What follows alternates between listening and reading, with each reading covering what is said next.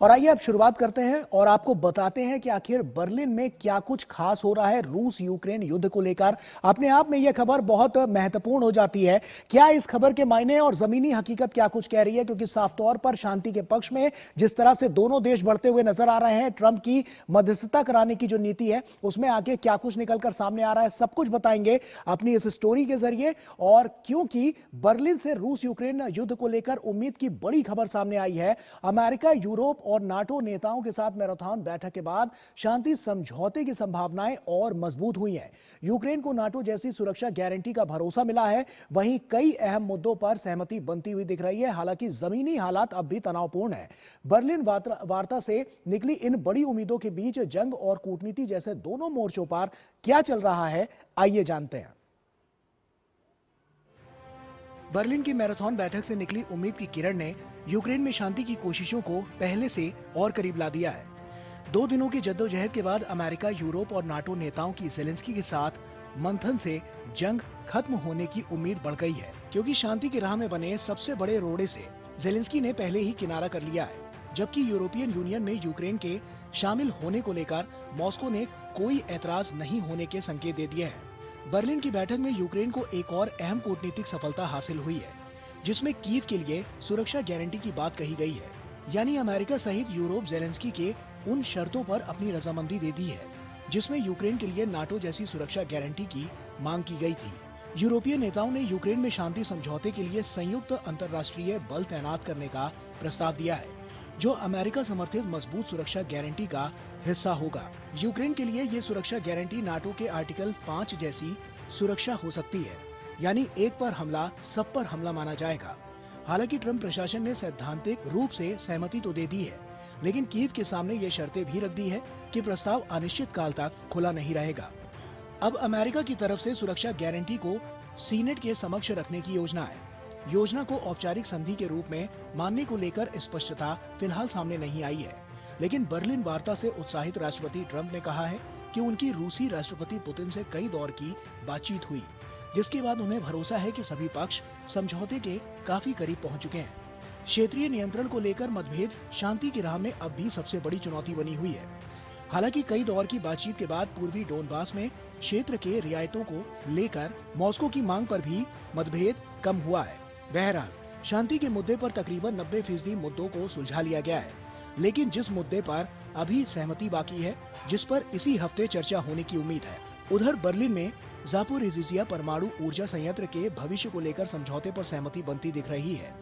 दरअसल ज़ापोरिज़िया संयंत्र का मुद्दा बर्लिन में चल रही उन विस्तृत चर्चाओं का हिस्सा है, जिनका उद्देश्य व्यापक शांति वार्ता के तहत संयंत्र के संचालन को बहाल करना है।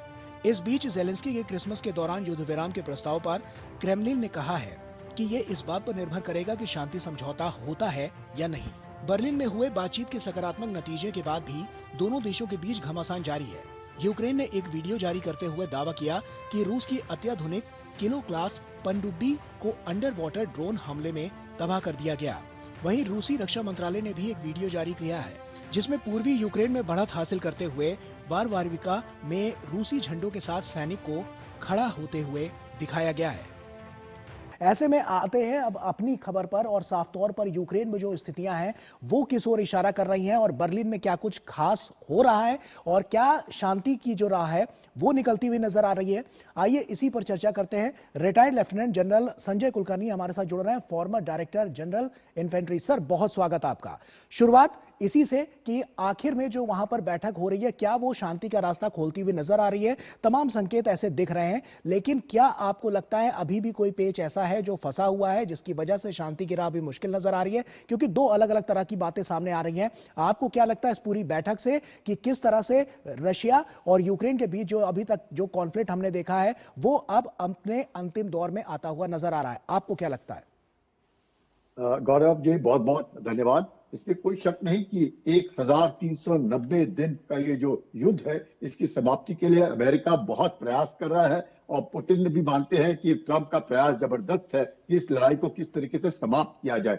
लेकिन बात एक चीजों पे अटकी है, क्योंकि पुतिन चाहते हैं कि यूक्रेन जो है नाटो का सदस्य ना बने, और वो तो चलो मान गए, जेलेंस्की कह रहे हैं कि मान जाते हैं कि अब वो नाटो के सदस्य नहीं बनेंगे, लेकिन ये जो सिक्योरिटी गारंटी चाहते हैं वो बिल्कुल नेटो के आर्टिकल 5 की तरह है, जिससे कि एक देश का हमला होगा तो सारे देश उस पर मदद करेंगे। लेकिन हो सकता है उससे भी वो पलड़ा दूर कर ले, पर बायलैटरल गारंटीज या प्लूरिलैटरल गारंटीज लेने की कोशिश करेंगे कि यूक्रेन के ऊपर कोई रूस का खतरा ना हो सकता है ये बात वहां तक सीमित है और जरूर एक तरीके से इशारा करती है कि लड़ाई हो सकता है जल्दी समाप्त हो जाए। पर सबसे बड़ी बात यह है कि जो इलाका रूस ने पकड़ रखा है, क्या रूस उसको छोड़ने के लिए तैयार है? अमेरिका चाहता है कि जो रूस के पास है इलाका है उसके आज की तारीख के लिए उसको अलग करके शांति की प्रक्रिया को जारी रखा जाए। मुझे नहीं लगता है जेलेंस्की उसके ऊपर अड़े हुए हैं कि डोनबास का एक भी इंच वो रूस को देने के लिए तैयार नहीं। और रूस कहता है कि डोनबास जिसमें लुहांस्क और डोनेट्स्क प्रांत हैं जो पहले से ही एक तरीके से ऑटोनमस थे, उनको वो देने के लिए तैयार नहीं। और उसके साथ अब उन्होंने जापोरिजिया और खेरसोन को भी रखा है। और जिस प्रकार से खार्किव, ओडिशा और क्रीमिया, बाल्टिक सी पे उनका पूरा दबदबा है, तो ऐसे हालात में जब 20% यूक्रेन रूस के कब्जे में है, क्या रूस उसको छोड़ेगा? क्या इतने दिन की 1390 दिन की लड़ाई जिसमें लाखों लोग मारे गए, करोड़ों करोड़ों करोड़ों रुपए बर्बाद हो गए, क्या ऐसे लगता है अपने को कि वापस स्क्वायर वन पे आ जाएगा? लगता मुश्किल है। तो कहीं ना कहीं मध्यस्थता करके शायद हो सकता है कि पूरे इलाका कहीं ना कहीं यूक्रेन को अपना इलाका रूस को देना ही पड़ेगा। और नाटो की जो सदस्यता है वो शायद उनको ना मिले और वो नहीं भी चाहते हैं, वो सिक्योरिटी गारंटी चाहते हैं। तो लगता है कहीं ना कहीं जेलेंस्की अब कुछ ना कुछ देने के करार पर खड़े हैं, तो युद्ध समाप्ति की ओर लग रहा है। हो सकता है क्रिसमस से पहले युद्ध समाप्त या कम से कम सीज फायर हो जाए, ऐसी मेरी उम्मीद है। ऐसे में संजय सर, क्या डैमेज कंट्रोल को देखते हुए अगर हम देखें तो क्या इसके लिए भी कोई रास्ता निकलता हुआ नजर आ रहा है यहाँ से कि किस तरह की स्थितियां रही हैं उसमें अब कैसे जो भरपाई है वो सिर्फ यूक्रेन की तरफ से होगी या रशिया भी उसमें कुछ योगदान देगा?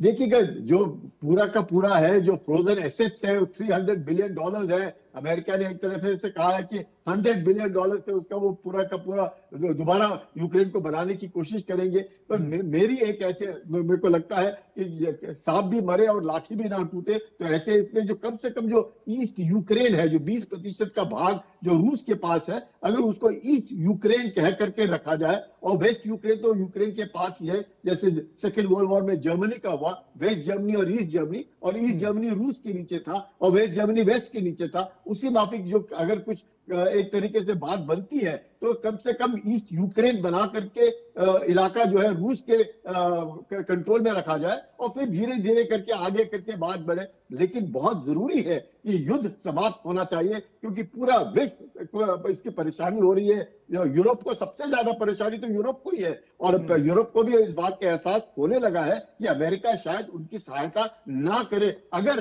रूस और यूरोप के बीच में अगर लड़ाई छिड़ती है तो यूरोप का ही घाटा होगा। तो ये भी यूरोप जानता है। तो मुझे लगता है कहीं ना कहीं मध्यस्थता करके शायद हो सकता है शांति की बहाल, और ट्रंप भी कह रहे हैं कि आधा रास्ता से आगे हम चल दिए हैं, तो शायद शांति बहाल हो सकती है, उम्मीद कर सकते हैं।